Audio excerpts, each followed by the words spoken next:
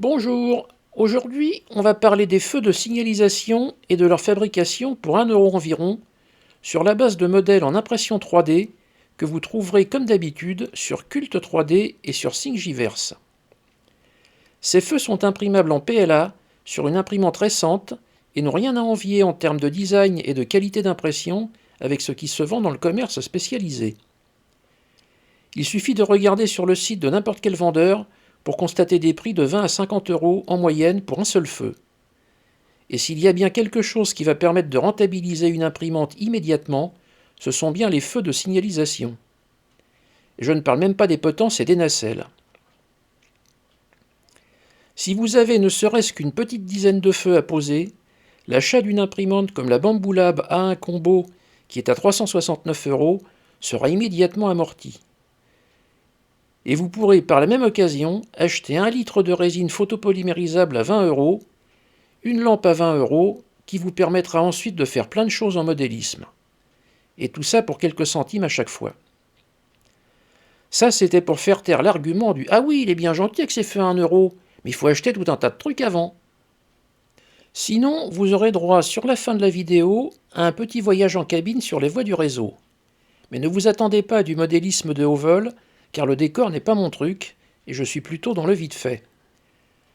Donc, pour en revenir au feu, quand j'ai monté le réseau, je m'étais contenté de feux basiques verts et rouges, qui servaient d'abord à visualiser le bon fonctionnement de l'électronique qui gère la sécurité.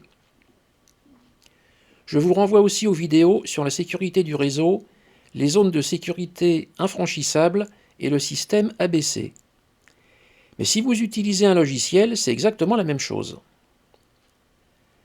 Alors j'avais d'abord utilisé des fichiers imprimés récupérés sur Thingiverse pour mon réseau analogique, puis j'en avais modélisé sur cette base pour le réseau numérique. Mais à l'époque, je n'étais pas capable de faire tellement mieux et je devais m'en contenter.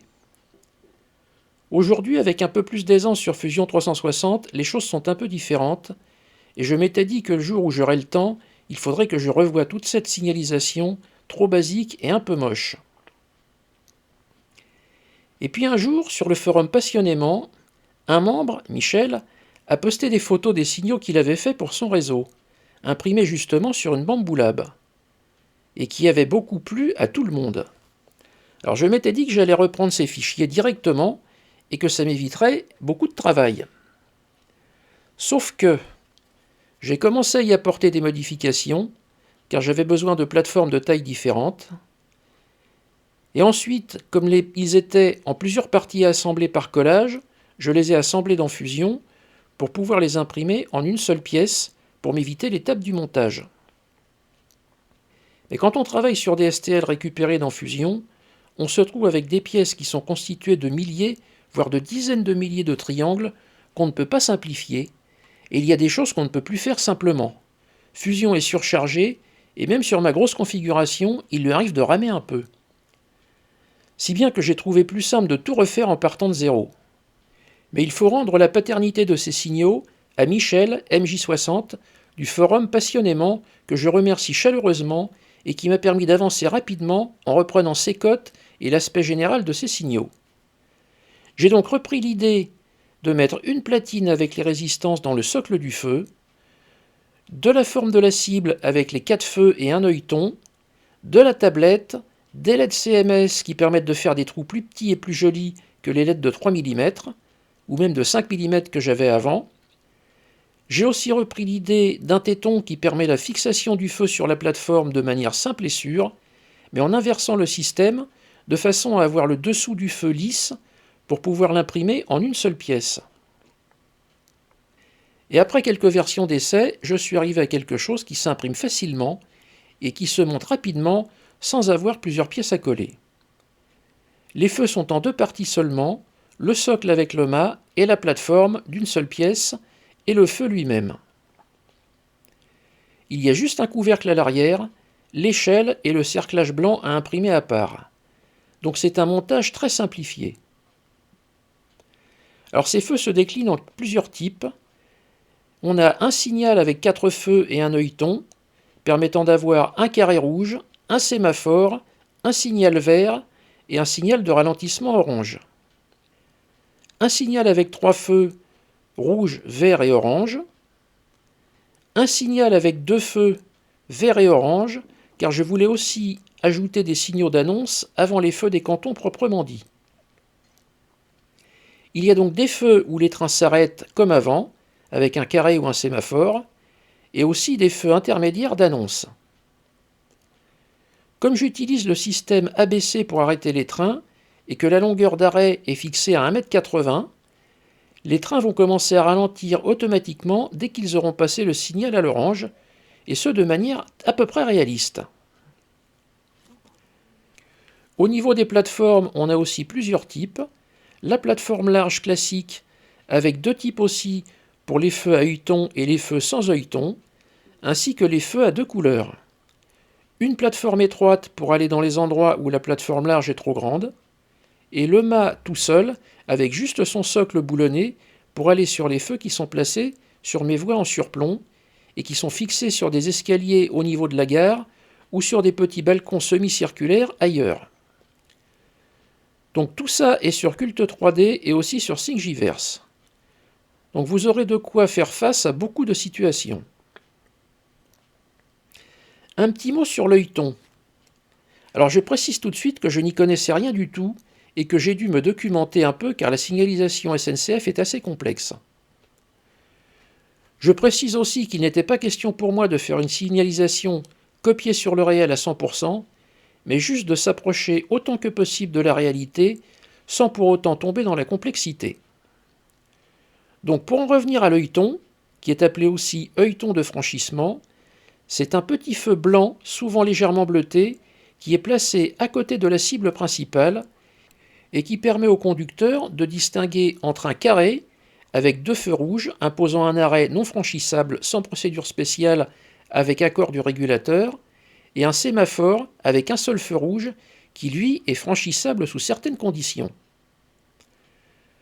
En effet, le panneau à 4 feux pouvant afficher les 2 signaux, si l'ampoule rouge était grillée, le carré à 2 feux s'afficherait comme un simple sémaphore fermé à un seul feu rouge. L'œilleton permet donc de lever le doute. Quand l'œilleton est allumé avec un seul feu rouge, c'est un sémaphore fermé, qui est franchissable sous certaines conditions en balle ou bloc automatique lumineux, par exemple après arrêt de 3 minutes si le canton est occupé. Œilleton éteint ou absent, plus feu rouge, c'est un carré fermé, donc arrêt absolu, non franchissable sans autorisation explicite du régulateur, sauf si le signal est muni du panneau F. En résumé, l'œilleton est un indicateur de permissivité. Il dit au conducteur « ce signal rouge est franchissable sous condition » ou au contraire, c'est un vrai arrêt absolu. C'est un système de sécurité très important mis en place pour pallier les pannes de lampes dans les signaux les plus critiques. Sur les signaux récents ou simplifiés, on le remplace parfois par une simple plaque réfléchissante F franchissable. Mais l'œilleton reste courant sur les installations classiques. Les panneaux peuvent aussi porter une plaque NF qui indique que le signal est alors non franchissable. En règle générale, les carrés servent à protéger les aiguilles prises par la pointe ou en talon si les lames sont mal positionnées, et on réserve les sémaphores pour l'espacement des trains. Il y a des cas où l'œilleton est installé en pleine voie. Sur les panneaux qui peuvent afficher à la fois un carré et un sémaphore, comme c'est le cas en balle où le même signal peut protéger à la fois un point dangereux comme un aiguillage, en affichant un carré, ou assurer l'espacement des trains avec un sémaphore. L'œilleton permet alors de distinguer les 2 situations en cas de panne d'une ampoule. Il est absent sur les panneaux uniquement dédiés au sémaphore, avec des cibles à 3 feux seulement, car il sera allumé en permanence et donc inutile. Il est remplacé par une plaque F ou rien du tout. Donc, en résumé, un feu rouge plus œilleton allumé, c'est un sémaphore de balle, donc arrêt pendant 3 minutes, puis franchissement en marche à vue à 30 km/h au maximum. Un feu rouge plus œilleton éteint ou absent, mais avec une plaque NF, c'est un carré, donc arrêt absolu et franchissement interdit sans ordre du régulateur. Pas d'œilleton plus plaque F, c'est un sémaphore balle, donc même règle que dans le premier cas, mais sans risque de confusion avec un carré. L'œilleton est donc un dispositif de sécurité, mais qui disparaît sur les voies équipées de la répétition de la signalisation en cabine, comme sur les voies à grande vitesse. Et puisqu'on en est à expliquer un peu les bases de la signalisation, on va voir les feux clignotants. Alors les feux clignotants en signalisation SNCF permettent d'ajouter une information supplémentaire par rapport aux feux fixes. La palisse n'aurait pas dit mieux. C'est souvent pour gérer les vitesses élevées, les distances réduites ou des situations particulières. Voici les principaux feux clignotants qu'on peut rencontrer avec leur signification. Alors le feu vert clignotant, qui est appelé aussi signal de préannonce, il équivaut au feu vert fixe, c'est-à-dire voie libre et marche normale autorisée, pour les trains dont la vitesse limite est inférieure ou égale à 160 km/h. Pour les trains plus rapides, au-dessus de 160 km/h, il ordonne de réduire la vitesse à 160 au plus tard au franchissement du signal suivant.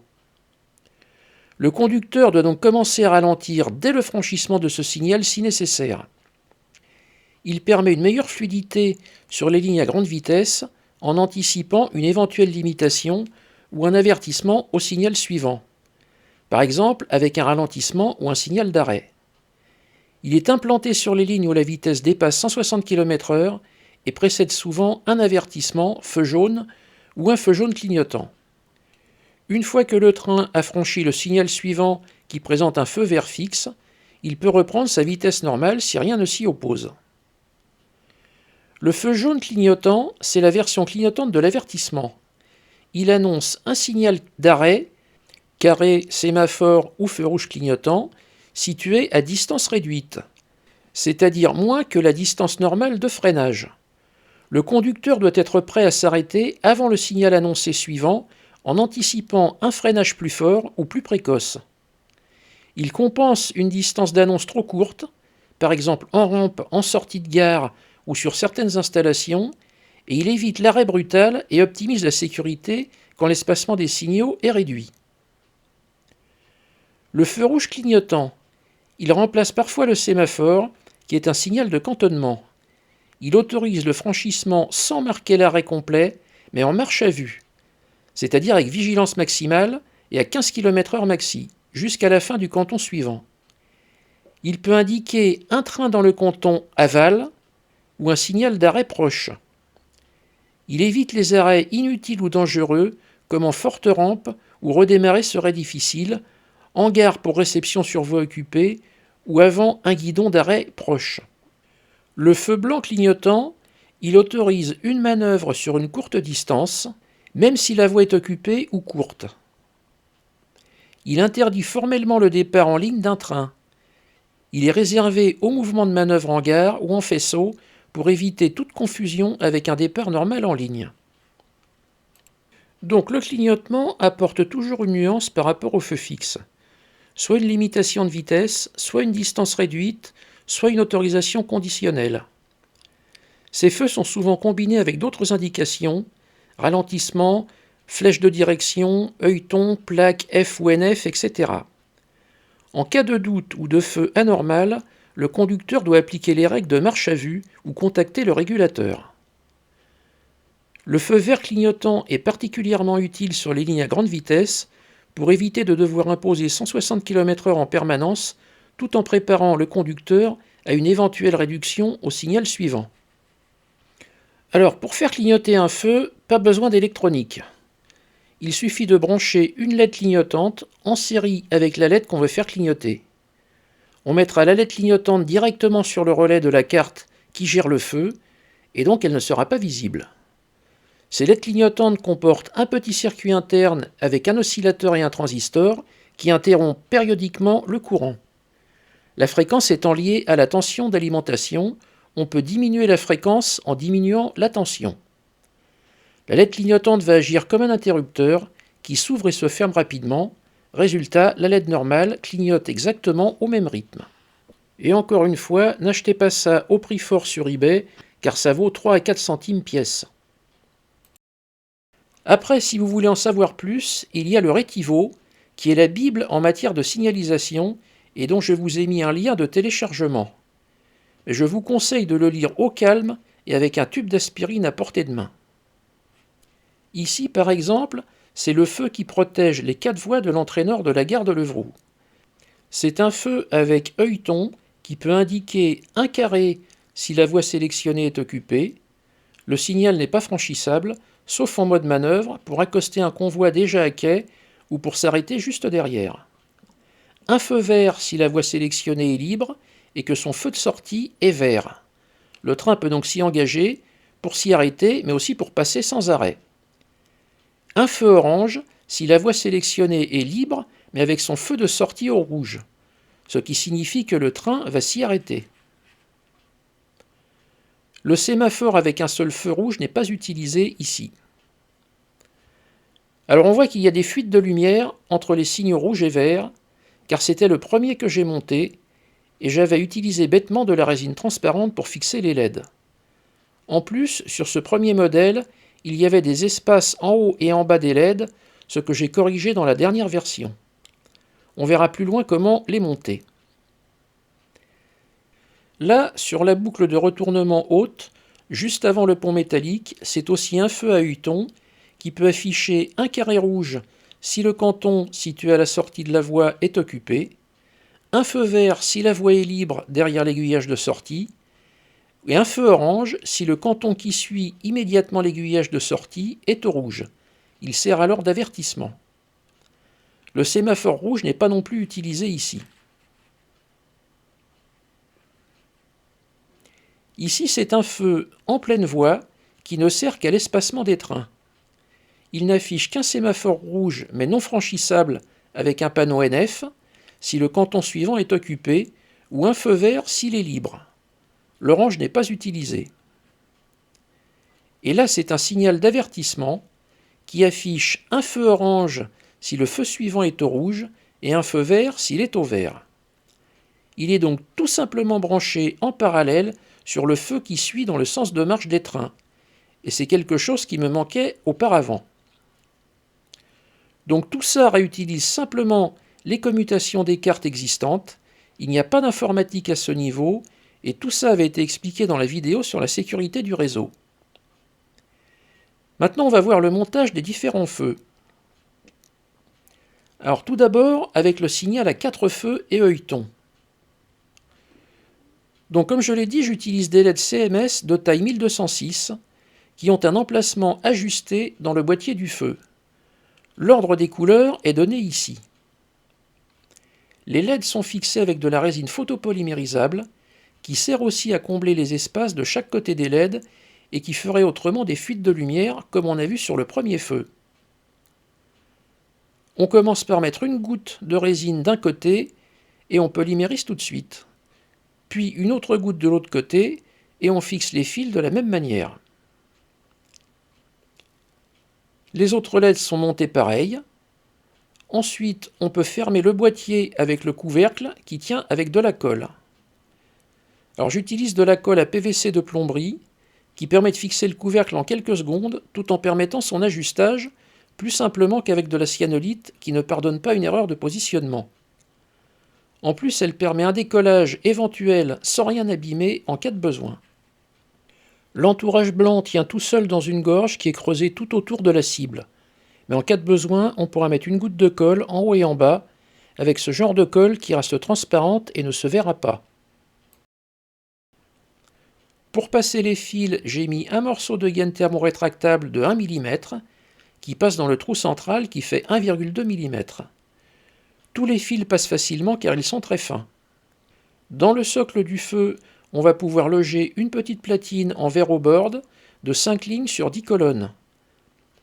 Cette platine va porter les résistances des différentes LED ainsi que 2 diodes qui permettent d'alimenter la LED blanche de l'œilleton sans que le courant ne puisse revenir sur l'autre feu. Du côté gauche, on vient souder les fils qui viennent des LED et du côté droit, on soudera les fils de commande avec le plus commun en haut et les moins des feux rouge, vert et orange. Notez qu'un même feu ne peut pas afficher à la fois un carré avec 2 feux rouges et un sémaphore avec un seul feu rouge. La commutation se fait par la masse, ce qui est une norme à respecter à chaque fois. Les résistances sont adaptées à la tension d'alimentation. Alors chez moi, toute l'électronique et la signalisation est alimentée en 5 volts par un feeder qui court sous tout le réseau. Et j'ai mis des résistances de 1K partout, sauf sur la LED blanche qui est à 3,9K. Les LED, même de tensions différentes, sont alimentés avec environ 2 mA contre 20 mA si on veut qu'elles éclairent à fond. Mais si on veut quelque chose de réaliste et pas un éclairage qui pète à tout va, il faut limiter le courant. On en avait parlé dans les anciennes vidéos. Alors j'ai quand même laissé un éclairage un peu fort, car je voulais pouvoir voir les feux même en étant un peu de côté, ce qui fait que quand on est bien en face, on trouve que ça éclaire trop. Si on est en 12 volts, on aura 10 volts à chuter sous 2 mA, ce qui donnera 5 kΩ, soit une résistance normalisée de 4,7K ou 5,6K. Mais la différence d'éclairage n'est pas perceptible à l'œil nu. C'est aussi pour ça que je ne m'embête pas à mettre une valeur différente pour chaque couleur. Mais vous pourrez toujours le faire si vous êtes vraiment pointilleux. Donc en fonctionnement, pour le feu vert, on a le moins qui passe par la résistance R1 et qui descend en même temps à la LED blanche à travers la diode D2 qui est passante dans ce sens, et va à la LED par la résistance R4. Le courant ne peut pas remonter vers le feu orange, car la diode D1 n'est pas passante dans ce sens. C'est la même chose pour le feu orange, qui allume aussi l'œilleton par la diode D1 et empêche le retour sur le vert par la diode D2. Là où les deux LED rouges étant alimentés par la résistance R3. Le fait de mettre une ou deux diodes sur la résistance ne change pas là non plus la luminosité perçue à l'œil nu. Mais la théorie voudrait qu'on ait une valeur différente de résistance, plus faible si on n'a qu'une seule LED au lieu de deux. La platine rentre juste dans le socle et le montage est rapide. Pour les autres signaux, qu'ils soient à 2 feux ou à 3 feux, on se contentera de mettre une seule résistance directement sur le plus commun des LED. Car comme elles ne s'allumeront pas toutes en même temps, il n'y a pas besoin de s'embêter avec une résistance par LED. Encore une fois, j'ai mis une résistance de 1K, mais à vous d'adapter ça en fonction de la tension d'alimentation. Donc là, pas besoin de platine en verre au board. Les fils qui vont aller aux cartes de commande sont simplement soudés sur ceux venant des LED. La résistance est protégée par un morceau de gaine thermorétractable. Le plus est branché au plus 5 volts sur le feeder et les moins des couleurs vont sur les bornes du relais de la carte de détection. Le vert sur le contact repos et le rouge ou l'orange sur le contact travail. Les feux d'avertissement sont branchés en parallèle avec les feux des cantons, le vert sur le vert et l'orange sur le rouge. Alors on pourrait complexifier le système avec un petit montage à condensateur sur chaque feu pour avoir l'extinction et l'allumage progressif des LED comme sur des ampoules à incandescence. Mais là encore, je n'ai pas voulu m'embêter et à mon niveau, ce genre de sophistication est inutile. Là, on assiste à la fin de l'installation du premier feu qui a mobilisé toute une équipe avec le train de chantier, le wagon toupie qui a servi à couler le socle du feu et la nacelle pour le montage, sans oublier la pelleteuse pour le terrassement. Une draisine était aussi venue en renfort, c'est une draisine des réseaux ferrés italiens achetée chez Rivarossi. Je n'en avais pas fait de vidéo car il n'y a pas grand chose à dire dessus, hormis que le wagonnet est muni d'un attelage magnétique, car il prend aussi le courant, et qu'il n'y a pas d'éclairage, sans possibilité d'en mettre un facilement, car elle est pleine comme un œuf. Elle est munie d'un décodeur ESU qui m'a posé quelques problèmes pour arriver à gérer l'ABC à peu près correctement. Le train de chantier ainsi que la numérisation de la loco V215 de TSO Caténaire avaient fait l'objet d'une ancienne vidéo, et tous les fichiers STL des wagons qui le composent sont sur Cult 3D. Les derniers branchements électriques sont faits dans l'armoire de commande, tout fonctionne et l'inspecteur des travaux finis semble satisfait. Un dernier mot sur la fixation qui est réalisée avec des vis auto-taraudantes de taille M1,4, donc 1,4 mm, grâce à 4 trous qui sont prévus dans le socle. Voilà, on va terminer par un petit tour en cabine sur le réseau pour voir ces feux fonctionner et ça va permettre aussi de circuler un peu partout. On va partir de la voie 1, juste derrière une Z7100 de l'éditeur Atlas, et qui a été motorisée et numérisée.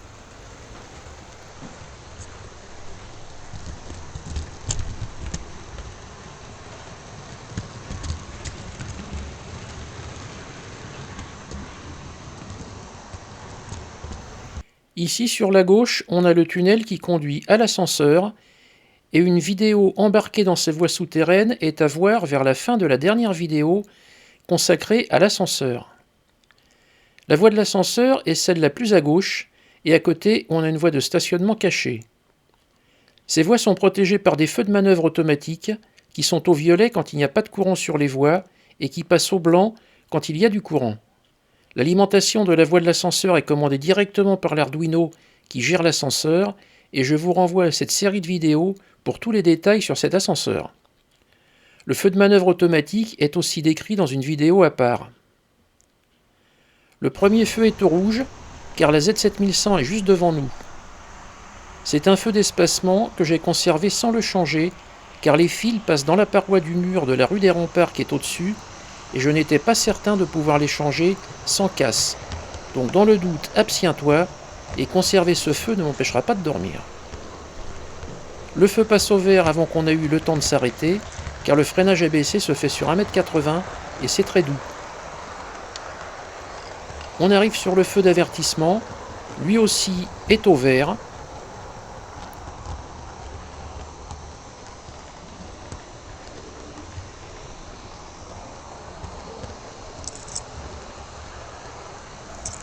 Là, c'est le feu d'espacement du canton qui est aussi au vert, car la Z7100 a pris beaucoup d'avance et ne devrait pas nous gêner.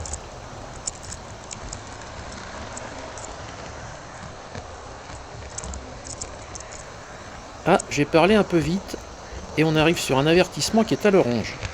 Ce qui veut dire que le prochain feu sera certainement au rouge pour nous. Effectivement, le feu est au rouge, et on va s'arrêter.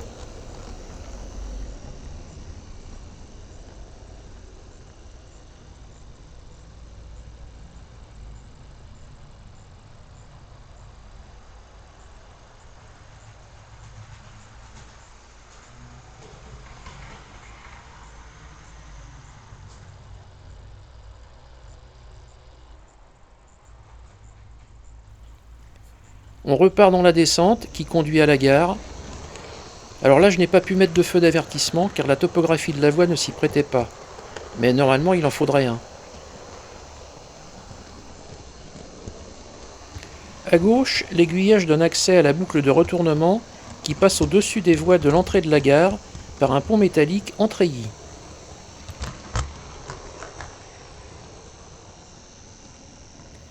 Et on arrive ici sur un carré avec un œilleton éteint, car c'est la voie d'arrivée en gare qui est occupée. Il va falloir basculer sur une voie libre pour pouvoir entrer. Alors on a deux feux qui semblent trop proches, et en fait il y a un feu pour nous qui est en hauteur sur notre gauche, et l'autre feu qui est au sol, et qui est pour la voie qui remonte de la gare cachée, qui arrive aussi sur le même aiguillage. Ce sont donc des feux à œilleton, car ils protègent un aiguillage, et ils ne peuvent en aucun cas être franchis. Il y a d'ailleurs une zone d'arrêt infranchissable, juste avant l'aiguillage pour obliger l'arrêt du train, même sans abaisser ou en mode manœuvre. Il y a une autre zone infranchissable juste après l'aiguillage, pour la voie qui remonte de la gare cachée et qui est tout à gauche. Une vidéo sur le fonctionnement de ces zones infranchissables, où le courant est carrément coupé, est à voir si vous ne voulez en savoir plus. Les deux feux passent au vert, œilleton allumé, en même temps, ce qui est normal dans ce cas puisque les deux voies vont au même endroit. On arrive en voie 1 et le Z7100 est arrêté en voie 2. Il n'y a que deux voies dans ce sens contre 4 dans l'autre. Et on va s'arrêter automatiquement en bout de quai avec l'ABC.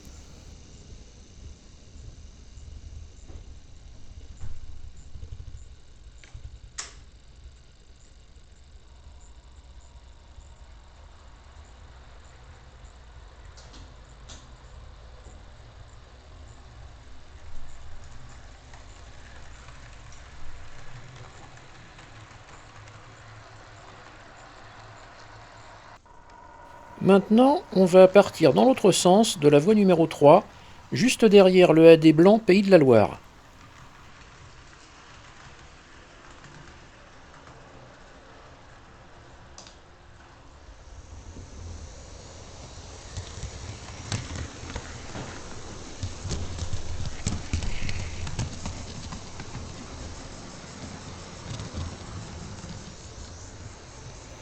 On est arrêté aussi tout de suite par le premier feu d'espacement car on est parti très près.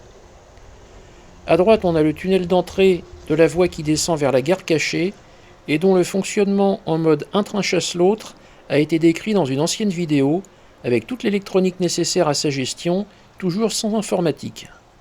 Elle peut aussi fonctionner en mode de simple boucle de retournement et j'avais prévu d'y descendre en vidéo embarquée, mais cette vidéo est déjà trop longue et ça sera pour une autre occasion. À gauche, c'est le dépôt avec le pont tournant Eljean, la rotonde et les ateliers de maintenance. Là, en contrebas à gauche, c'est le terminal d'embarquement des trains autocouchettes et il y a aussi une vidéo mignonne dessus. On passe un avertissement qui est à l'orange, mais le feu suivant est déjà passé au vert. Encore un feu d'avertissement à l'orange, le AD ne doit pas être très loin devant.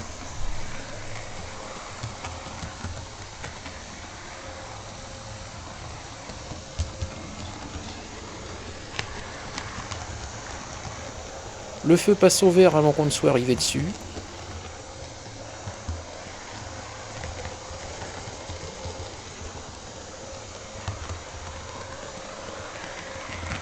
Encore un feu à l'orange.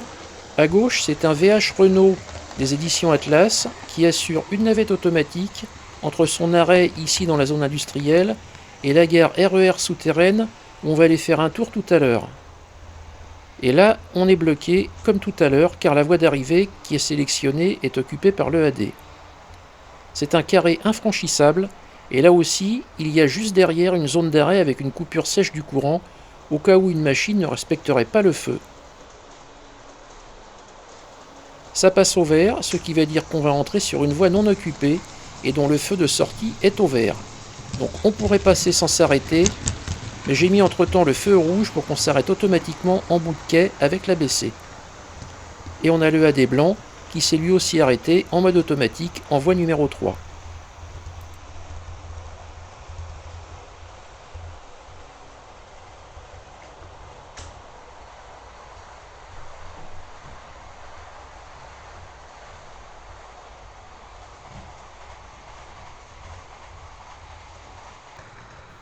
Le train qui était derrière nous arrive lui aussi en voie numéro 5 et s'arrête toujours avec l'ABC. En fait, il me suffit de sélectionner les voies et de faire les départs ou les arrêts en gare en mettant les feux au vert ou au rouge, et le trafic se fait automatiquement, sans autre intervention et en sécurité.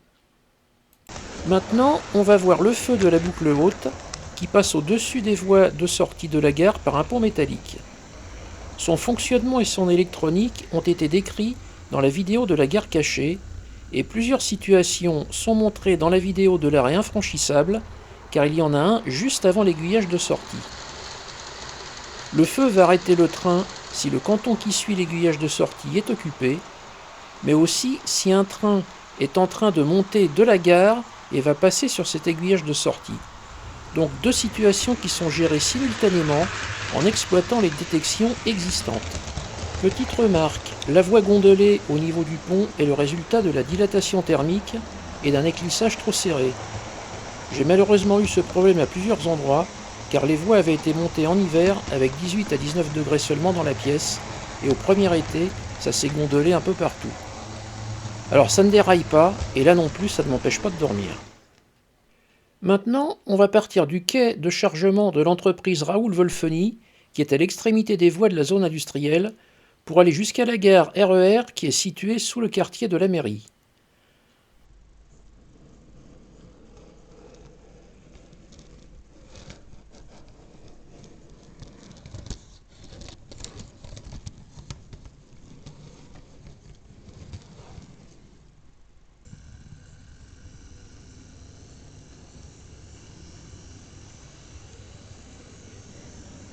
On passe devant la halle et le quai marchandises. À gauche, le café-restaurant chez Mado.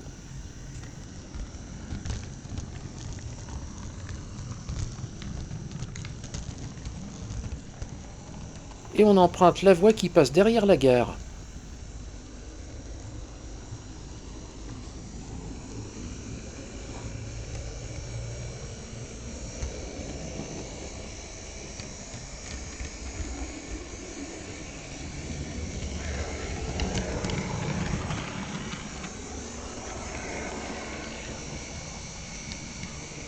Le feu indique si le quai de la gare RER est libre.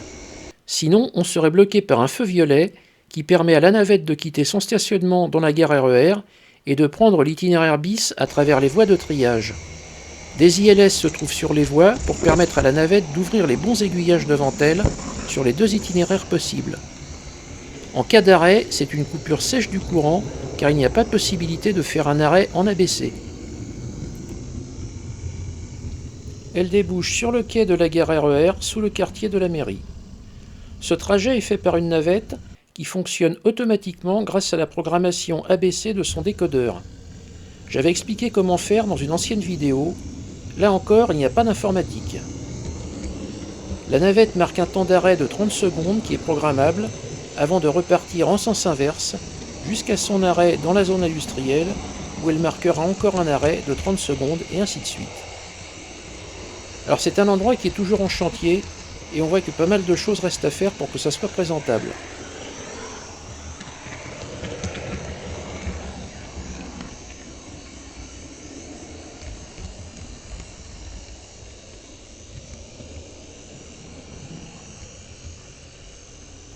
Et on arrive sur le feu qui est au rouge car le VH qui fait la navette est sur son stationnement. Il faut attendre qu'il parte pour pouvoir s'y engager.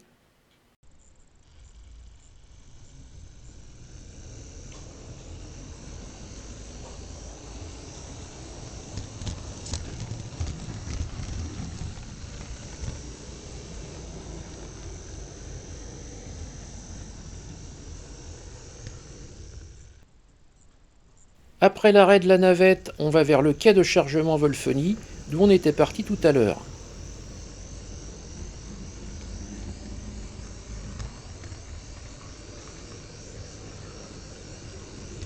Le feu violet du butoir indique que la voie est sous tension, car le courant n'est mis sur les voies de stationnement que quand elles sont sélectionnées dans un itinéraire pour éviter une consommation de courant inutile.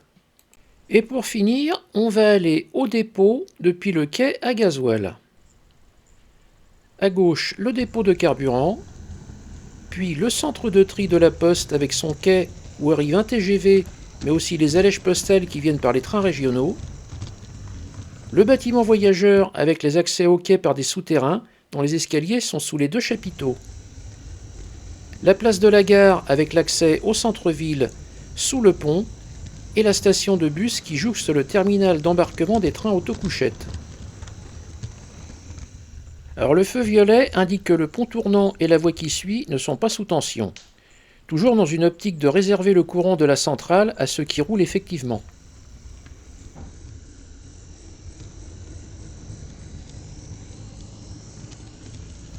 Le bâtiment des ateliers,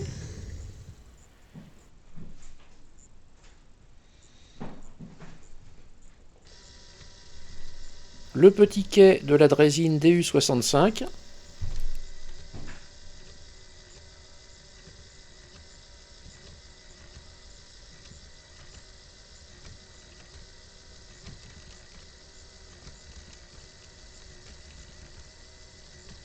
une brochette d'autorail Atlas et un panoramique Jouef,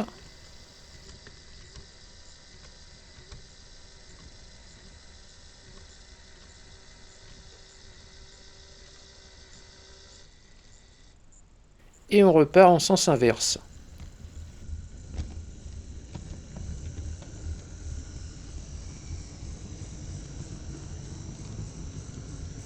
On voit le kiosque à journaux juste devant la gare, et on arrive sur la voie numéro 6 à contresens.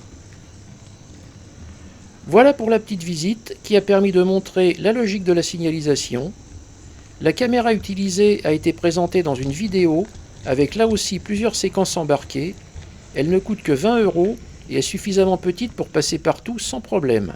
Son seul défaut est de ne pas pouvoir faire le point dans les plans rapprochés. J'ai mis des liens dans la description de la vidéo.